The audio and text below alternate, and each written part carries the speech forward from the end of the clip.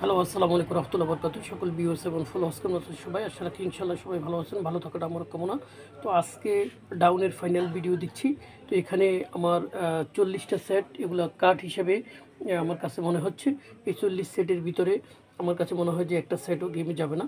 তো আমার তো খেলবো না, আপনার কাছে ভালো লাগলে আপনি খেলতে পারেন। আমার কাছে 15 সেট ভালো, ওটা আমি আপনাদের সাথে শেয়ার করব।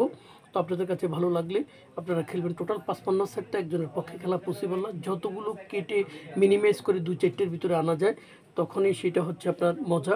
কারণ ডাউনের টাকা কম, এরপর হলেও আপনার কাছে ডিসকাউন্টও আপনি কম পান। তো এখানে এই 15টা সেট আমার কাছে, 40টা সেট দুর্বল।